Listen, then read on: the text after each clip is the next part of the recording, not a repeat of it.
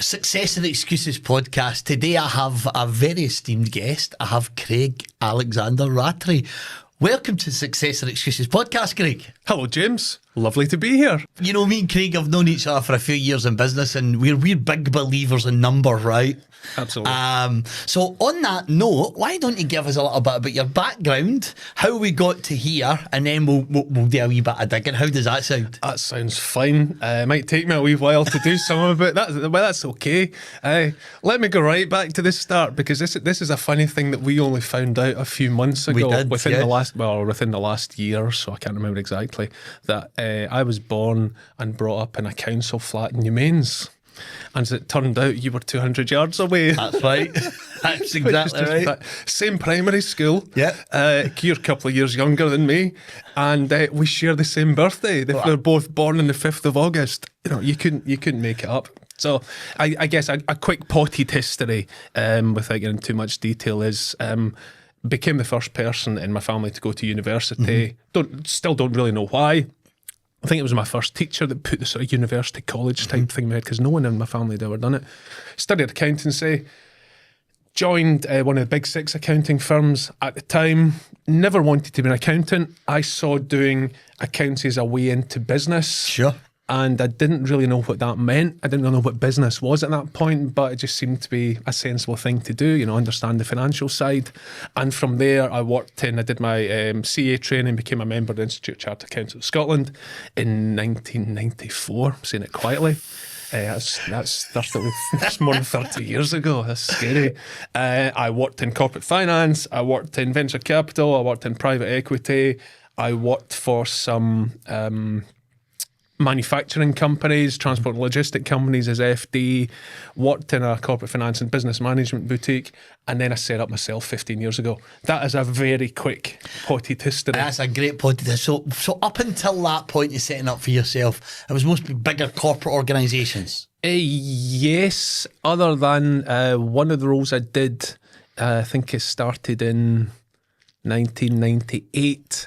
I became financial controller of a small engineering business in the south side of Glasgow. Okay. And in all honesty, I learned more during 18 months there than I did in all my CA training and all my private equity experience. Was that a tipping point to make you go into your own business? What was that? Well, what caused that? So the gentleman who'd been my boss in 2 of the private equity companies, the plan was for us to go into business together, doing something similar to what I'm doing now, but being a bit more hands-on. He was 10 years older, so he was coming up with the clever strategic ideas. Yeah. Things I like to think I do myself now. Yes. But I was more of the implementer. I was in day-to-day, getting hands-on, making things happen. It's all great. It's great having ideas, but if you don't do anything about them, nothing happens. Yeah. So I was doing those types of roles. So before we did that, I wanted some hands-on financial management experience, and we knew a company that we'd invested in that was being sold to a New York Stock Exchange listed company. They needed a financial controller because the guy they had he was in his 60s, and in between smoke breaks, which were many, he did everything in pencil and paper. I'm not joking. This was like, I can still picture the guy. It was, I almost used that phrase. So they needed someone to come in and do 3-day flash figures, 5-day full reporting packs, cash flow forecasts, all of that stuff. And the business was losing money. They'd made a complete and utter mess of the due diligence.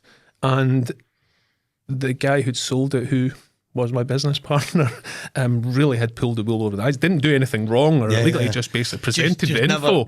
Presented info as requested. And they did not do the diligence properly. Wow. So what that meant was we had a business that was losing money and burning cash. So I then quickly became aware of, geez, I need to keep the manufacturing running. I need to pay the suppliers. I need to pay the wages. So that's how I learned all of this stuff, in conjunction with Neil, who was giving me the guidance as well, because he was involved. It was just fantastic experience. And at the same time, so I had a small hands-on company, day-to-day management, because the boss was into sales and his brother was always going around with a screwdriver in the machine. So he was the engineer. I was doing everything else. Yep. So I had to go out to Houston every 3 months to report to the main board. Main board was based in Portland in Oregon, but we had quarterly meetings there. And he only went once, the MD, and he had a panic attack at the start of his presentation. So I had to do his bit as well. And I hated doing presentations then. So then I went out myself every quarter, and the joke was always, so where's he in today? He just said, I'm not doing it, because he'd taken a chunk of cash off the table, and he just said, I don't need the rest. So fantastic experience. It gave me that hands-on but really strategic. How view long of was things. that for? I did it for about a year, Right, and okay, then when I resigned, I did a consultancy role for 6 months, Right. and that basically underpinned my income going in to work with my former boss. Mm-hmm. So it was great. So they were paying me actually a wee bit more Yeah. it's bizarre, for doing something like half a dozen days than they were full time. But it worked. So it's The great joys fun. of consultancy. Yeah, it was really good, and I say learned so much. That's where the whole cash mentality came into doing what I do. And I want to talk about that Yeah. because we both, as I said right at the start, get a passion for businesses, helping businesses. And without doubt, right, I mean, we work with, like yourself, hundreds of businesses every year. And the number one problem is they do not understand their numbers at all. So I want you to deep dive on that. What was the drive? Was there a tipping point? Or is it something that you seen that made you really think, I need to teach people their numbers because this is insane? I've always known, just by getting in working with clients, that you'll have, engineers, you'll have scientists, you'll have plumbers, joiners, electricians, okay? And I know they've not been trained in business. And my first pop at accountants coming up, and I know most accountants will not educate them on what they need to know, and they won't explain a profit and loss account or a balance sheet, or here's the information you need to run your business. So what I started doing with clients in the first meeting, or even the first sort of discussion I had with them, was, what do you understand in terms of financial management? And normally they would say, I sort of get by, I know a wee bit, right? And to use a technical term, that was bullshit, okay? Because they basically knew nothing, right? So I would then say, okay, I'm going to, I apologise in advance. I'm going to take you through a sort of Janet and John type, here's how a P&L works, here's the bits in it, here's the balance sheet, here's how they integrate, and then a wee bit of forecasting, right? And I would say virtually all of them then said, I had no idea. So I've always known that. So I've always tried to educate my clients and show them the importance of having the info, because a lot of businesses approach financial management on the basis that we need to produce management accounts because our bank needs them or because our investors need them, right? For me, that's a byproduct. You produce them because you need them. Your business needs the management accounts. How do you know how you've performed? Right? And also, if you don't have a budget to compare them against, again, how do you know how you performed? If you've done 100 or whatever it is, how do you know that's good? You can only compare that to the budget you did. Absolutely. And that's where the whole variance. When you say budget, you talk about the cash flow plan. I'm talking about a proper. I like to have two forecasts in any budget, but any business, I like to have a weekly rolling cash flow forecast. Absolutely. We do weekly and monthly, by the way. I like to do the week, and then we've got a profit and loss account, a balance sheet, and cash flow. It's done on a monthly basis. So that's for the full financial year. The weekly ones normally 13 weeks. Sometimes people will roll it out 20 weeks. Sometimes some clients like to do it longer. And then every month we look at the management accounts actually against budget. Okay, right, the budget was 100, we did 80. Okay, why did we only do 80? Right, let's understand, why is it different? If it's bad, different, let's fix it. Or we did 120, great, it's good, different, let's understand it again, but let's do more of it. Right? And then what does that mean in terms of the forecast going forward? Does that mean we're then forecasting 120 going forward, or is it 80? So you're using that to run the business, and you're using it to make better decisions. And you're maybe bringing in the operational team to say, right, okay, wait a minute, we only did 80, why? What happened? Did we miss a job? Did a job get pushed back? Did the customer move the goalposts? Have we missed a revenue opportunity to charge them? So you're analysing that info, and it lets you know where you are. And then you're making those better decisions, and then you're always looking forward. Absolutely. And for me, that's always been the key. I want to jump back to numbers, right? When you were sitting with these businesses and you're asking them about, because P&L's kind of a snapshot of what's happened, right? Cash flow's what's going to happen. Absolutely. When you're sitting and you're explaining, I'm saying this with a smile on my face because I already know the answer. When you're sitting with a business and you go in there and, whether it's training them or supporting them or whatever that the case may be, and you sit down and you've got a business and they're 9 years, 10 years, 12 years, 15 years in business, and you're educating them about numbers, and it's evident that they haven't got a clue. What's going on in your mind? Because I find that so. I'm thinking, how did they get to that point? How were they able to manage getting to 10, 12, 15 years when they had absolutely no idea? Exactly.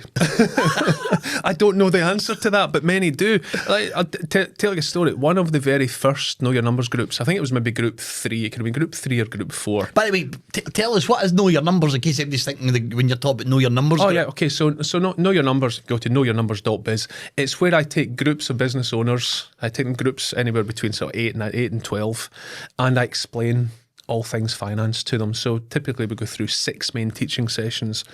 First, we look at profit and loss and balance sheet. Then we'll look at management accounts and key performance indicators. Third one is we explain what is a forecast, what it does, why you need it. The fourth one, we actually build the forecast. We build the monthly integrated, we build the weekly. The fifth session is more on operational finance, so talking about direct costs, indirect costs, break even, gross margins, pricing, quotations, all those sort of things. And the sixth one is a bit of a wrap up, and we talk about cash and funding and just about building value in your business. So it takes business owners who know very little to basically not in a position where they could prepare a P&L and a balance sheet themselves. But they That's what we're trying to understand their do. They business. understand what a profit and loss account does. What does a balance sheet do? They know the questions to ask their accountant. They know the things their bookkeeper should be doing on a daily basis. They know how banks operate. They know how funding operates. So it's all of that sort of stuff, giving you that knowledge and ammunition. So when people apply, we have a half-hour interview, well, 15, 20 minutes, half an hour interview, because you've got to be the right fit, because it's about sharing, learning, talking about things you've done well, you've done badly, and just helping people learn as they go as well. So 9:10, 10 minutes after the first session, email from someone. And he said, "Thanks very much for letting me into the group. Absolutely fantastic. I've learned more in the last 2 hours than I have in 35 years. He was 57. He'd set up in business at the age of 21. Wow. He was sole trader at the time and then became limited companies. And he was turning up to his accountant every year. Sign this. It's fine. That's my account's done. Send the revenue check for that. Here's my invoice. See you next year." Didn't have a Common practice.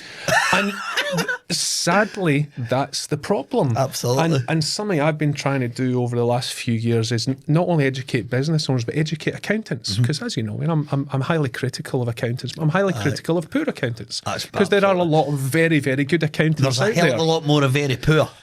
Let's be brutally honest. That's certainly my experience, yes. And what I've been saying to accountants is, think of the business owner and the businesses as a plane.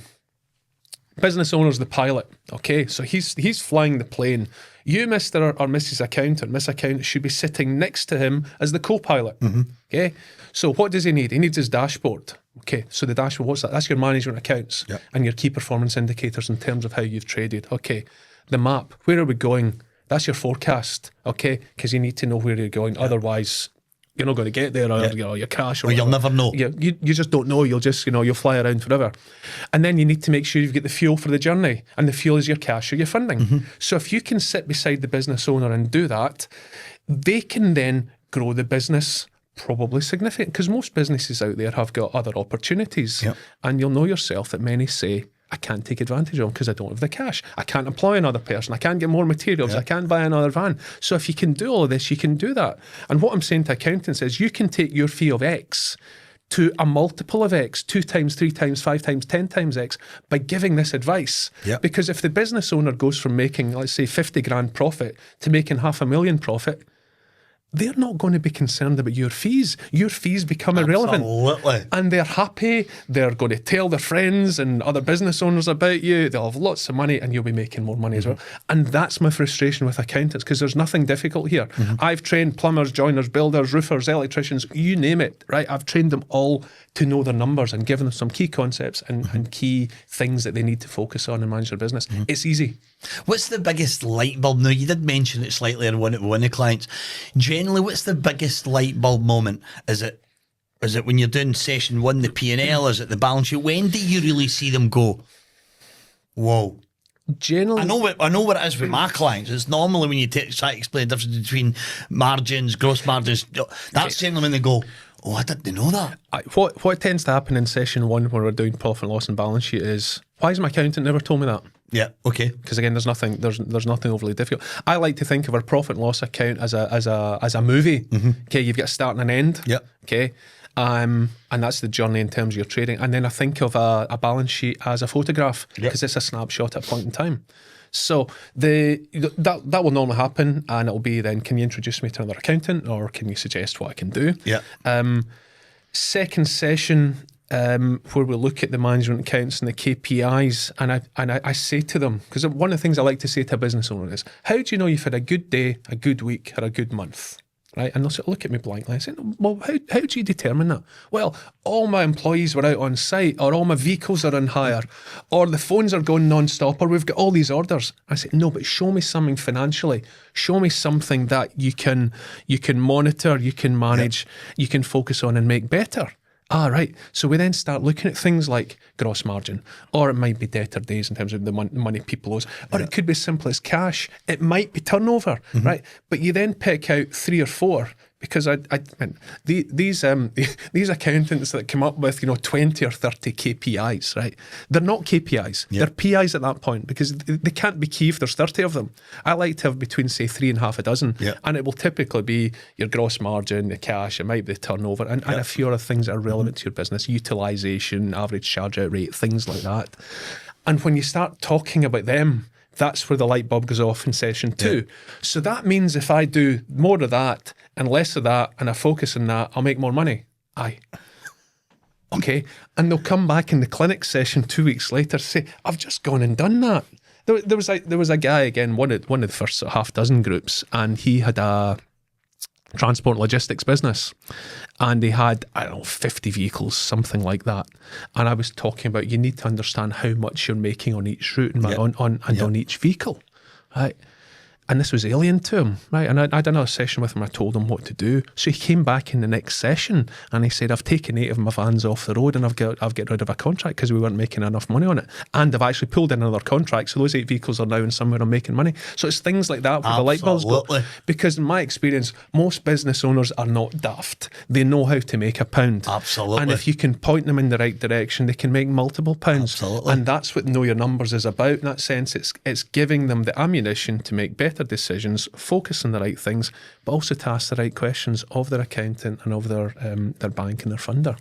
Do you find this, and this is what's happened in our own businesses, once you understand your numbers, I mean, you really understand your numbers, you can make instant financial decisions. I mean, I can turn around and just say to my Enos does our accounts, and she runs, as I say, she has a weekly cash flow and a weekly balance sheet. She has a monthly cash flow and monthly balance sheet. And we've got a 6-month and 12-month. And I can turn around to her at any time and say, I want to hire X. Do we have the funds? Or I want to invest X in marketing. And she just says, she could turn around and say to me, can you wait until? Or can you hold off until? And that's it. She knows but she knows her costs, our fixed costs, so well that within 10 quid every single month, and the thing within is, 10 quid the costs. But it doesn't even need to be as accurate as that. I had a session with someone this morning, and he's now using the weekly rolling cash flow model, because I've got a free download on the knowyournumbers.biz site, and he's now using it. I'm not working with him one-to-one, he's a member of a group, but I'm spending a bit of time with him, helping him, and we were going through that this morning, and it's transformed him. And the other light bulb moment when we do the forecasting and people start embracing it is, I don't know how I ran my business without this before. Because I had someone recently on the my Know Your Numbers podcast, I know you're going to do soon as well, someone who was talking a lot about the change it had made to them. I said to them, so if I tell you today you can't use that forecast anymore, how would you feel? And they're like, what do you mean? I can't use it, and that's the transformation. Once people start doing it, they realise that, geez, how did I do it before? Because for me, there's only one way of running a business without a forecast, and I don't mean to be critical, but that's badly. Sure. Because you can't run a business without a forecast. I talk about this in terms of the funding. If you want funding for a bank or an investor, you can't go to them and say, I need some funding. How much? Well, it's between 50 quid and 50 million. I don't really know. Right? You've got no credibility in that basis. Absolutely. If you can go to them and say, here's my management accounts to the end of last month, here's last year's full statutory accounts. Here's my forecast for the next 18 months or 2 years to the end of the next financial year. And I need £500,000. Here's what I'm going to do with it. And here's where I'm going to end up. Absolutely. You'll get funded all day long. And I think as well, see, when you know your business and you're doing all those things, you can quite easily predict the next 12 months. Exactly. You can actually predict the growth. You can say, if I do more of X, Y, and Z, the direct impact in my business is this. So when we're doing it, I know exactly where my time. So for example, our plan's already in for the 25, 26. Yep. We already know where most of our effort is going to be and where a lot of our effort wouldn't be, because we know what makes money and we know I call it, the bread and butter stuff, right? Yes, right. Exactly. So we know our bread and butter stuff, but we also know what makes us the money. Yes. And that's where our marketing efforts go, and that's where our money goes, and that's where our time goes, and that's where our new hires go. Is because you know your business so well, you know the margins in the business, and it's just a no-brainer. There's nothing difficult about it. I know. We then go into session 3, right? Light bulb moments here again. Forecast. I don't know what's going to happen next month or next week or next year. Yeah, none of us do. We don't have the crystal ball. Absolutely. But a forecast is just a series of assumptions. Yep. Right, costs are always easier to predict. My rent's X, I pay that on the 28th. My salaries are Y, I pay that on the last day of the month. I pay this, I pay that, here's the date. That's easy, right?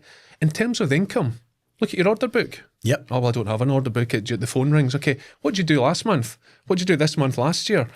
You're building up patterns of things that have happened from before, and using that as the basis for going forward. Yep. And again, it's not an exercise in precision. It's basically to give you an indication. All right, we did 1 million. Guy today is going to do 1 million this year. He wants to do 1.75 next year and then 3. So he's got an idea where he's going, but he doesn't really know how to forecast it. Yep. And we were going through that today, and he's saying, it's actually quite easy. There's nothing difficult with this. Absolutely. I talk a lot about, obviously we both quite heavy in trades in the construction sector, because it needs a lot of support and help. Obviously, especially the demand right now. And when I'm talking, I don't necessarily talk to them any longer, but my team, when they're working with a lot of these construction companies, and they're trying to show them how to forecast and trying to show them, and it comes into, well, I'm not very much peaks and troughs all the time, and I'll say, what happens at the peaks? And say, well, normally what I'll do is I'll go and I'll put a Facebook budget in, or I'll do this, I'll do that. But when the work comes in, what do they think they do? They stop investing. They stop whether it's the Facebook ads or whatever it is, and I thought, our explanation always is, if you already know, if you spend X and you make Y, just keep spending X. You keep doing it, or increase it. Absolutely. Like, construction's a classic one as well, where it's seasonal. And what will tend to happen in most construction-related businesses is they'll be a bit quieter in sort of July, August time, holidays, and they'll be quieter maybe December into January. Right. Now we know that. Right. The seasons aren't going to change in this country. It's one of the reasons why I don't live here anymore. Right. And if you can then look forward to say, right, you might have an order for something in, September or October, and you can say, look, that's the price for September, October. You know what? See if we did it in December, though, we can make it a wee bit cheaper. So you start trying to fill those gaps. And know these things ahead, because you know what you did last year or the year before, so you're using that as the guide to help, and that's all it is. And I think that's how knowing your numbers matters so much, because when you know you've got these dry spells, plan. That's it. Plan accordingly. Exactly. Okay, I want to go back a wee bit. You're no longer in the UK. You've really scaled what you used to do down. Go talk us. What happened? Where did your mindset go? I know we're off tracking numbers again. No, that's fine. But I know Craig's like me. We're really busy. I mean, we're busy guys. I'm less busy. We're busy guys. I'm a lot less busy. We're busy guys. A lot less busy than I used to be. So something changed. What was that? Okay. My wife's Greek. Yep. And the plan has always been to go to Greece at some point. So she was born in Thessaloniki in the north of the mainland, moved to Athens when she was a student, lived there for 20-something years, and came over here about 11 years ago. We've been together for the last 10. So the plan has always been to move to Greece. My original plan was to go somewhere like the Canaries, somewhere in the Canaries where it's warm all year. I don't like the weather here. As someone told me a couple of months ago, I'm solar powered, and I think that's why I've got this bit in the back of my head as well, so the sun can get in better. I work so much better when the weather's warm, and my Oura ring that tracks how I feel, it goes up when I'm in the sun. So I've been born to live in the sun. So that's what drove it. Fair Newmains boy. Yeah. I'm the same, by the way. I've lived abroad most of my life, so I haven't but I've spent a lot of time away over the last few years, and I've done Know Your Numbers groups in Greece, Turkey, Kenya, the Maldives, and just all throughout the UK and various other places, Fuerteventura, the Canaries, just all over the place. So I know I can do that type of work. And what really hit me about 2 years ago, we'd gone to Crete and we were there for 12 days. I was spending 4 or 5 hours every day working. Now, it didn't really get to me, but it did, if that makes sense. Absolutely. And because I was doing too much. You almost get used to it, don't you? When you exactly. So I might be in a nice hotel, great room. I can sit outside and do stuff, but still 4 or 5. And I love what I do. Don't get me wrong. I'm privileged to work with the people I work with. But I just thought, what's the point? Because you think, you link that into our tax system. For every extra 10 grand I earn, I end up with about 4 and a bit in my pocket. By the time corporation tax, dividends, PAY, whatever, right? And I thought, I'm not doing it for this. So I came back from that holiday and I get rid of 4 clients. Just like that, literally. I turned it off because I was working with 14, 15 clients at that point. And then over the next few months, I started scaling back. So I was reducing that, but as Know Your Numbers was growing. So I was doing more Know Your Numbers, less than FDs. And what happened to really push things forward was, without being too morbid, in 2024 I lost 6 or 7 friends and business acquaintances to illness, and I lost a couple of others in accidents, and only 2 of them are older than me, and another 6 or 7 people cancer. Best mate, triple heart bypass, another one second heart attack. I thought life's too short. So I was in Fuerteventura for part of November, most December, just working just there myself, just to test this out, and it was fine. I was literally working all day. Didn't mind because I got a wee bit of sun, but I was in the right environment. And I had a phone call from my first wife, a WhatsApp from my first wife on the evening of the 20th of December to say, "Did you hear about Graham?" I said, "No." And she said, "He passed away yesterday." Graham was one of my ushers at my first wedding. Wow. I had three ushers. One of them passed away in September, and he passed away on the 20th. Took the dog out for a walk in the morning, dropped dead. It really hit me. The one in July time hit me badly as well, because I had this meeting with Gary at 8 o'clock every Tuesday morning. We did some stuff together. He was 10 years older than me, but we had this connection. We'd only met each other a few times, but we really connected, and that hit me. And then every Tuesday morning, 8 thereafter, I felt it. Right. So that night, I was really down. I don't know what was going on. So I flew back on Christmas Eve. Saw my kids, grandkids on Christmas Day, and on Boxing Day, I decided I was selling the house. Wow! Literally, just like that. Because the plan was to wait. I've got a couple of. I'm a shareholder in a number of businesses, and the plan was to wait. Let's wait till we cash in, do something. And I said to Maria, "We're selling the house," and she said, "What? Just like that?" I said, "Well, no, not just like that. We've been talking about for 9 years that we're going to move. We're doing it." No, we're doing it. So I emailed Savills literally within 2 minutes of that discussion, because they basically they know the area. Put the house in the market on the Friday. I accepted an offer on the Monday. It gave me what I needed to go and do something, because basically we're living. We bought a house in Crete, but we're building something else, and that's going to take 18 months to 2 years. So I wanted to be secure, and that's what drove it. That's really the way. And I think the other thing that's driven it as well is that I don't like the way this country's going. Yes, agreed. When I say I mean Scotland and the UK, I don't like what's happening. I think that entrepreneurs are being beaten with this big stick. I think the tax system's all wrong. I think in terms of incentivising people, it doesn't work. We're increasing taxes and we're reducing the tax take. Look at Ireland, they reduced the taxes, the tax rate, they increased it. Look at places like Singapore as well. So it's all wrong. And the people who are successful and are out there are working, that many hours, are taking the risks, employing people, paying other taxes at the same time, have been asked to pay more and more. Absolutely. And there's people pushing back in that. And we both know many people who have relocated, in particular to Dubai. And still doing it regularly. And there's more going to happen because the people who can will. And so I don't like that. And also just people here seem to be angry a lot. There's all this negativity. They don't like success. What is that about? Oh, James, isn't it, man? It's bloody horrendous. I was doing something. I do a lot of stuff for businesses and videos and try to help people. But I share some personal stuff as well. So I'm sending posts about I bought a house in Crete and I'm moving. See the abuse I got. I've seen the post. I've seen the post about it. How dare you? Okay, right. Well, I'm really sorry. If you've nothing nice to say, don't say anything. Yeah. So it's that type of mentality where people sort of build you up and they'll love to see you failing, and it's wrong. And see that the people who are making these comments, they're never more successful. You will never find a successful business owner or wealthy person who's saying, giving you criticism for doing it. It's the ones who are looking in. It's the old the arena thing. Looking at successful ones are going, well done, you. Exactly. And they're actually doing things. It's the ones who don't have what they want and haven't taken the action. I'm not trying to be critical of them, but, focus more on your life rather than what other people have got, rather than what you've not got. Go and make it happen. Because, like you, council flat in Newmains, right? Everything I've got for houses, cars, holidays, I've worked for. My parents gave me nothing, not because they didn't want to, because they couldn't.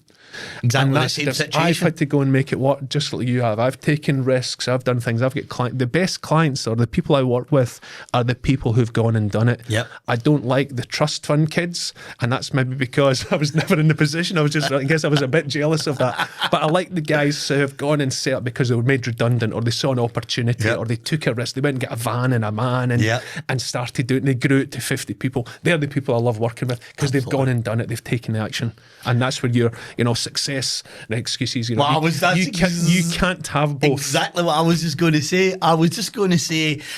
It's that success or excuses mentality. The people that make excuses, even they say, he's only buying a house because, or he's only done this because. They've got all these ideas in their head. What they don't know is the 7 days a week. What they don't understand is when you go on holiday with your family and you're sitting on a laptop. And by the way, only up until this year, I used to do it like you. I'd be 3 or 4 hours. Me and Enos still does it. Yeah. She just won't stop. But we used to build into every holiday 3 or 4 hours. Yeah. So we'd maybe come up for, so we didn't have breakfast, right? So we'd get up, we'd go have breakfast. Yes. I mean, any holiday. Yes. We'd go have breakfast, we'd go up into the room and we'd sit for about 2 hours. Yeah. Then we'd go down and lie at the pool in a bit of sun, we'd have lunch, we'd go back up to the room and we'd sit for hours. So we'd do about 4 hours. And this was every day on holiday. But that's the bit people don't see. Every day on holiday. And then you're working, and then the Saturdays still to this day. So I love a Saturday and a Sunday, right? If I'm not doing something, I'm in the office working. Why? Because I love it. I'm being creative. I'm doing stuff that I don't get to do during the week because of the staff. Yeah. And I think people don't see that. Oh, they don't when see you go that. buy the nice house. No, they don't get to. Don't they not? No, they see the houses, the cars, they see the holidays and all that stuff. They don't see the late nights, the stress, the risk, all those things. I'm not just talking about me. I'm talking about clients as well. And I posted a few months ago, and it was a wee bit sort of tongue in cheek, and it was headed up along those. I don't care, right? If you join my Know Your Numbers group, it's not going to change my life. Because it won't. If you're going to pay me $3,000, $4,000, whatever that. No, that's not going to change my life. Yep. But you know what? It'll change your life. Yeah. And it'll change your life and it'll change your business. But I'm not selling it. I'm not pushing it. If you want to do it, fine. Here's what will happen, right? And you just need to go look at the testimonials and the videos. Yep. And it's the same with the stuff you do. Go and invest in it and make Absolutely. a change and actually upscale yourself and go and do it. Because sitting in the outside watching, it's not going to take you anywhere. Have you had any clients, this is just a question, have you had any clients that pay the $3,000 or whatever it is to attend the Know Your Numbers? Sorry, how much is the Know Your Numbers? Just 3,600. Okay, so it's $3,500. So, which is buttons, by the way, because you can make that in a month once you know your numbers like that. Exactly. Just cutting costs, you can make that back. Anyways, have you ever had clients and they pay the money and they don't turn up to the sessions properly? They don't put in the stuff that you have into action and then blame you. Have you ever had that yet? No. That's amazing. And Well done, you. Well, I give 100% money back guarantee on it as well. So even if you do all 12 sessions and you can come to me and say, I want my money back, that's fine. Right. At the end of the day, if it's not worked for you, it's on you, not me. We did a survey in one of the groups and we asked how much the 12 sessions were worth to them. And at that point, it was $3,000 they were paying. And 8 of them said it was worth more than £100,000 to them. Whoa. And 4 of them said it was worth more than 250. I was gobsmacked by those numbers. I know there's a lot of value in it. It works and it changes lives. I know that. For any business owner, I mean, we talk about the late nights and the hard work, and because I honestly really believe, right, to have success in anything in life, whether it's business or just being happy in life, takes a lot of hard work, right? It takes hard work. Absolutely. And I know a lot of people who work really hard and are not successful as well. Yes. It's about what you're focusing on, and I think do the right that's things. what numbers do. And probably why you're saying that you've never had MD, because when you know your numbers, we're going to go back to what we started off with, because when you know your numbers, you can make better decisions. That's what it's all about. You can grow your business. You understand, not necessarily do I need investment, but if I had investment, what would that do? Well, this was in a call. I use this regularly with people. For me, you shouldn't approach the basis that funding is the limiting factor. I say to my clients, see in that corner over there, there's a pot of cash, right? And they'll look over and say, I'm going to have a wee look here, right? There's a pot of cash in it. You can take out of that pot as much as you want. It's not free money. You need to pay for it, okay? Let's assume it's debt, potential equity, okay? How much are you going to take out of that? And what are you going to do with it, right? So don't approach it on the basis that there's a limit here. I can only get 50 grand or 100 grand or £1 million, whatever. Approach it on the basis that you've got a great business, you're making money, and you're going to go from here to here, $1 million to 2 to 5 or whatever that may be. How much are you taking out and what are you going to do with that, right? And if you get that mindset and start approaching it on that basis, then it changes the thinking, right? Okay, that means I could go employ another 6 people. I could get a couple of vans. I could do this. I could do that. I could actually pay myself a wee bit more. You're allowed to build that in as well. Absolutely. And then we say, okay, right, so if you're going to take $500,000, right, let's work out the plan and what does that show in terms of the forecast? Right, that's fine. Let's go and take it to the bank. And in terms of the bank, banks and funders, they are really, really simple people. And in terms of dealing with them, really simple. They need to know the same things you need to know for running your business, right? So you as a business owner need to know where you are, where you've been and where you're going. So you need your management accounts and your KPIs, you need your historic accounts, and you need a forecast. And all you do is you package it up very nicely and you give it to the bank. And from my experience, you do that for your clients, don't you? That's something. Yeah, I assist them with it. All of my clients will have a bookkeeper and external accountant. Yep. I will oversee the finance. I'm doing a lot less now, so I'm only working with 4 or 5 companies on a hands-on basis now. So people can only work with me through Know Your Numbers or through my Know Your Numbers mastermind group. But I can certainly show them what to do. I can bring in people to help with that. So you give that to the bank. Speak to banks. They'll tell you that less than 10% of customers do that.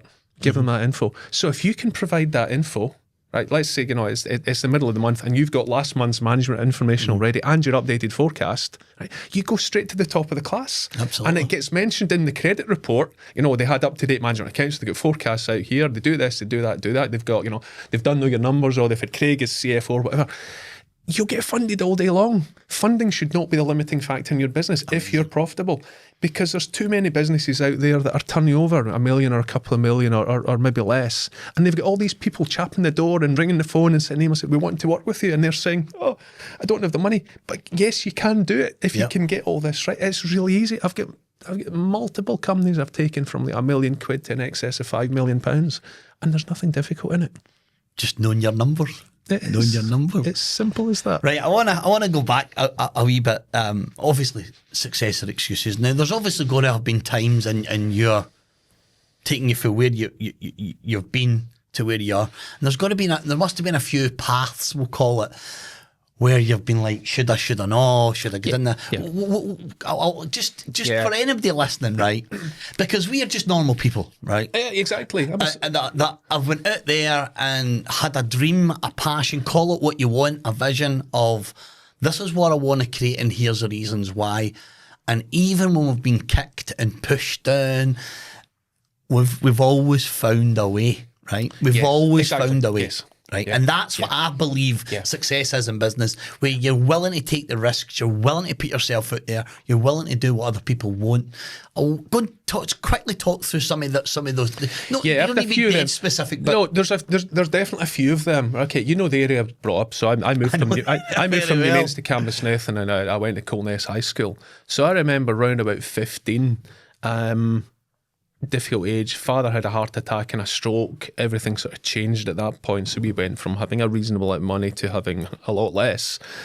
And 15 is a difficult age. I mean, I think it's even more difficult now being 15, given all the social media. So fortunately, we didn't have that, and phones and camera phone and all that nonsense. He was running about the park with a football or climbing the trees. Yes, exactly. So I went through a period then where I could have gone down the wrong path, because I remember at school, I mean, some of my classes in school, it was chaos and nothing got done. I mean, literally, you learn nothing.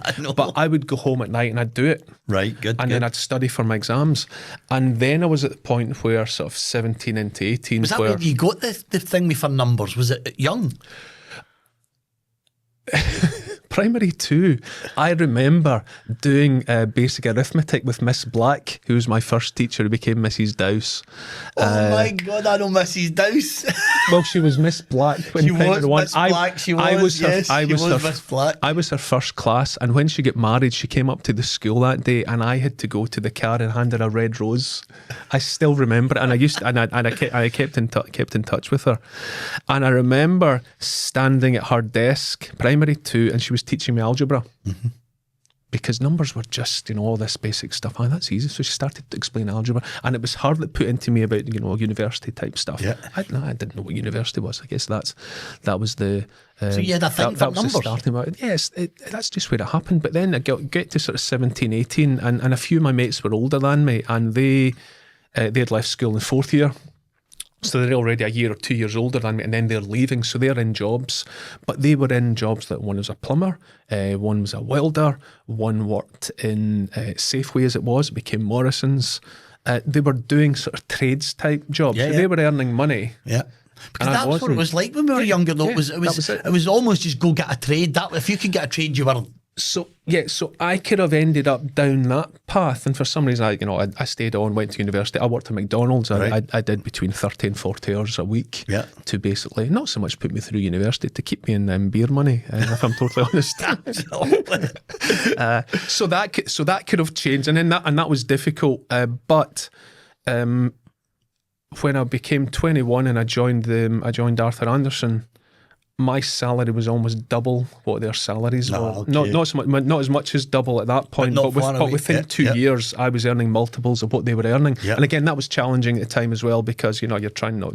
You know me, I don't have an ego. I'm not flash. Yeah. That stuff. So that could have caused a problem. The next big challenge was probably when I went through a very acrimonious divorce, my second wife, which was. Well, it was one of those things. If we turned it into a movie, people would come out at the end of it and say, "Nah, that could never happen." It was bad. So I struggled. Yeah, we've had this discussion. So I struggled for a period of over 18 months with that, because I was going through hell with the court and all the stuff and allegations that were made against me. Isn't it? It's horrendous. And that really. And try and run a business at the same time. That really impacted. But again, got through. What doesn't kill you makes you stronger. Absolutely. You either get on with it or you don't.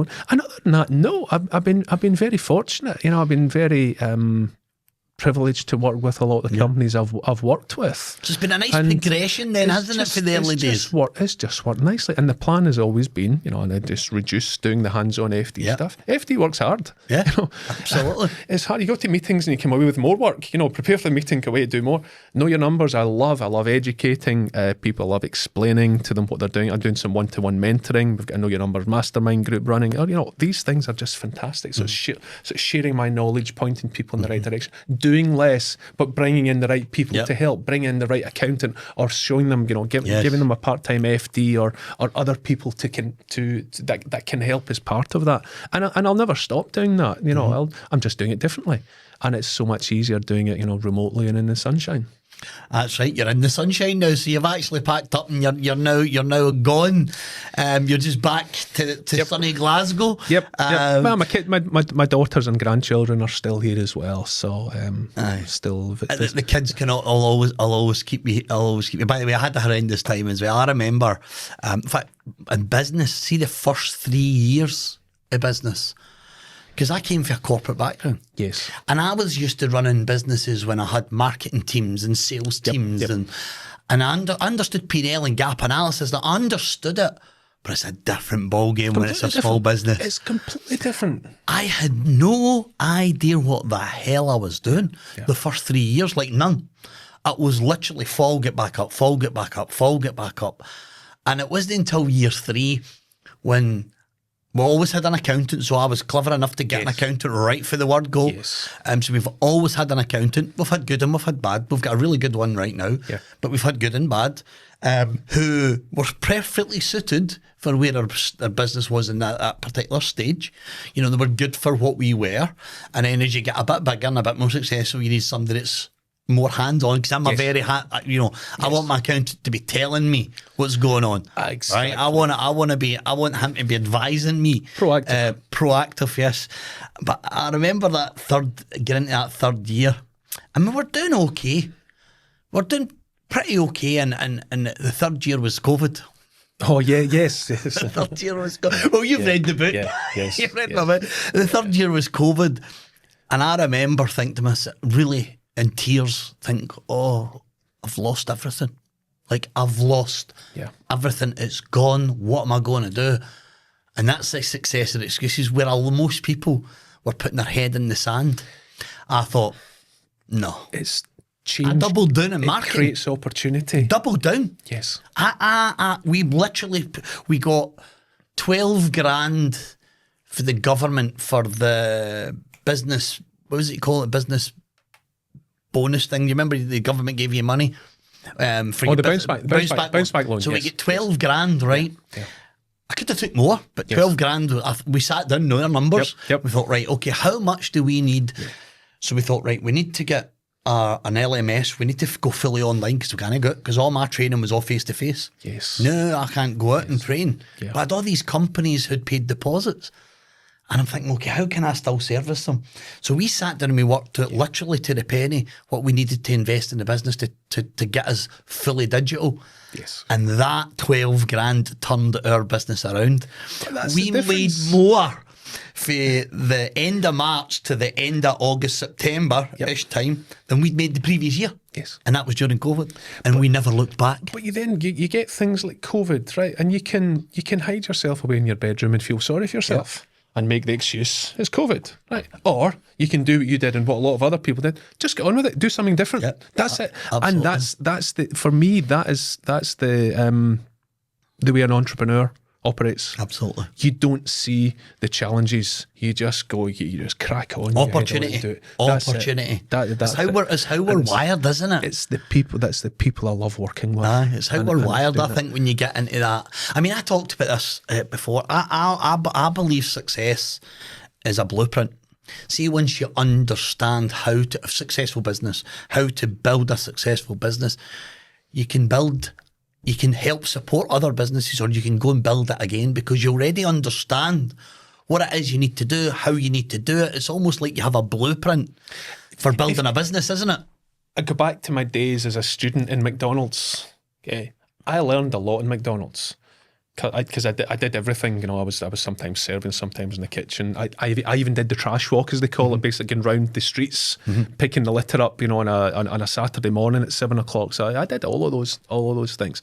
But if you think of how McDonald's works, they have systems, processes, procedures. They know locations, demographics, whatever. So they take this and they put it here, and they add another one, and they add another one, and everything does the same. And there's a lot of people who do, a lot of businesses like that as well, because they know what works. Yep. And it's the same, like you say, in the business. Once you know what works, and if you've got the right systems and procedures in your business as well, then you just do more of them. Absolutely. And going from 1 million to 10 million, it's not difficult in that sense that you're just doing 10 times as much, perhaps. That is basically it. And that's it. You're doing the same things. Do something that works. Get it working well, and just do more of it. That's it. And if you you've got all the financial information, you'll get the funding to do it. This is not rocket science. Accountants and finance people will tell you this is difficult. It's not. Yep. Okay. A piece of advice. If you anybody listening, and because numbers is huge, right? And I'm going to reiterate, knowing your numbers is absolutely imperative. So if you're a business owner and you're listening and you don't understand your numbers, go and learn your numbers. Yeah. Get in contact with you. But I want, if you were given anybody sitting out there listening, going, I really don't know. What's the one piece of advice that you think everybody needs to know? Or pieces of advice? Okay, yes, pieces. Let's do pieces. One of the things I learned in that engineering role, the engineering company, was if you do everything every day, you're only ever a day behind. Okay. I'll say it again. If you do everything every day, you're only ever a day behind. So you do your bank reconciliation, you issue your sales invoices, you process your purchase invoices. You come in the next day, you do the same thing. So it means you get to month end and everything's done within a day. Okay, there'll be some month end stuff. Exactly, and you know where you're at. You've got real-time information. So related to that, I've got 3 questions that I like business owners to ask every day. Right, so do this in your business every day, and then I'll come on to my 2 rules. Yep. Okay, so the first thing you should be asking is, how much cash do we have? And it's quite easy now. If I go back to 1998 when I was doing this, there was no online banking. It was regular, monthly statement stuff. It was hard, right? But we still get round it, right? So question 1, how much cash do we have? So log on to your accounting system, Xero, QuickBooks, Free Agent, whatever you use. And if you've got bank feeds going in automatically, you'll see how much cash you've got. Do the bank reconciliation. What came in yesterday, what went out, get it processed back. So you know exactly where you start from. Second question I want you to ask is, who has our cash? Because most businesses will give credit, 30 days, 6 days, whatever that may be, okay? So you go into your age receivables or your trade debtors, people who owe you money. 30, 60, 90, 120, and whatever basically, it is. you make sure you chase them. So you ask for it. It's your cash. As far as I'm concerned, a sale is not a sale till you've collected the cash. Absolutely. It's your money. And if the money's not due yet, that's fine. You can still send them a reminder. James, remember, you owe me 10 grand, it's due on Friday. Any problems? And no problem at all. 10 grand in the bank. Or if it's overdue, go and chase it, right? And do that. Do credit control every day. Before you tell us the next thing, I want to stick to that point. This is really important.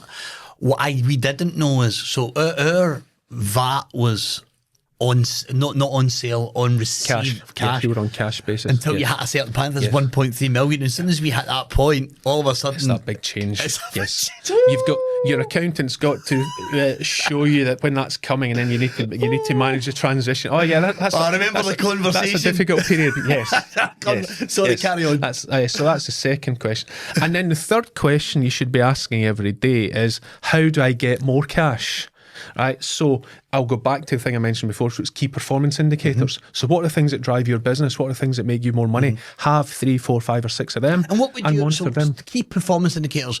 So somebody's listening and think, I don't have any. What would your 3? Everybody what's has. your 3? Everybody has. But most people wouldn't know what they are though. Okay. What would you see? You must have these as a minimum. I would always look at gross margin, and I'll explain that. So gross margin is your gross profit divided by sales.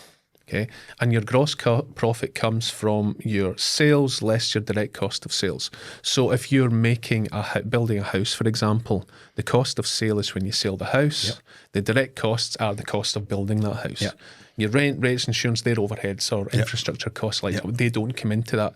So for me, that gross margin is a key number, because the higher your gross margin, the more money you make in every sale. And if we think about it, if you're selling, let's say you're selling basic, biro pens that anybody can make, right? It's a commodity item. Yep. So you buy the cheapest because it doesn't matter. So if someone's selling at a £5 and next door's £4 and next door's £3, you go and buy the one at £3, right? Compare that to Apple, okay? Premium product, high margin. You can only get it from them. You can only get it in their stores, and it's something people want. Prestige. You compare Apple to something like Dell, Lenovo, HP or whatever. Off the shelf. They're all much of a muchness. Yep. So they all look the same. They do all roughly the same. So we'll tend to buy that in price. So the more you can have a higher gross margin, the more valuable your business will be as well. Got it. And that's one of the things we talk about a lot on Know Your Numbers. If you're selling people's time, you want to look at the utilisation. Yep. Right, so if you're paying them for 35 hours a week, you want to make sure they are selling them for 30 plus hours at that time. Ideally, selling them out for 40 hours a week at a significantly higher amount than you're paying them. So utilisation is important. Similarly, if you've got maybe hiring out vehicles or something like that, and you also something like that, you'd want to look at the average charge out rate as well. So if you're paying them 50 quid, you're charging them out at 150 or whatever that may be. Cash, again, key one. I'll come back to that. There's a whole raft of them. If you Google KPIs, there are literally thousands of them. It goes back to ask yourself, how do you know you've had a good day, a good week, or a good month? And you find that, and then we'll find a financial measure that does that. And pick 3 and start measuring it daily, weekly, monthly, and try and find out what are other people in the industry doing. So, if you're doing 40%, you think you're doing great, but other people in your industry are doing 45. Why? Find out why. Get to 45. What they're offering, what products are they offering, what's different and about also them. try and differentiate yourself. One of the questions I ask at the start of Know Your Numbers sessions is, who are you, what do you do, and what makes you different? Be different. Right? Don't be a Me Too product, because if you're a Me Too, you've got a low margin business. Absolutely. If you've differentiated, they can only get what you've got, or they can only get you. It's enhancing. Exactly. I go back to that one. Yeah. So my third question that you ask in your business every day is, how do we get more cash? And that's basically by having the KPIs.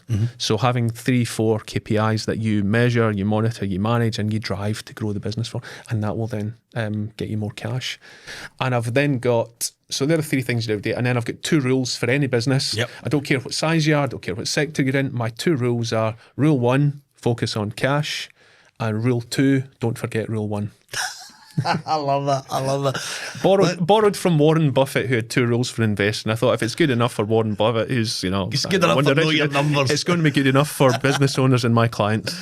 Listen, Craig, it's been an absolute pleasure to have you here and coming from your tropical climates and back to Glasgow to come on my podcast as well. So listen, I really appreciate it. Before we close off, how are people going to get in contact with you? Somebody's sitting there watching this and they're going, I really need to know my numbers. How do they get in contact with you? I post on LinkedIn every day, so get me on LinkedIn, Craig Alexander Rattary, and go to knowyournumbers.biz. Simple as that. Listen, thank you very much, Craig. It's been an absolute pleasure. I'm just a simple guy from Newmains, just like you. Enjoyed that. Thanks, James.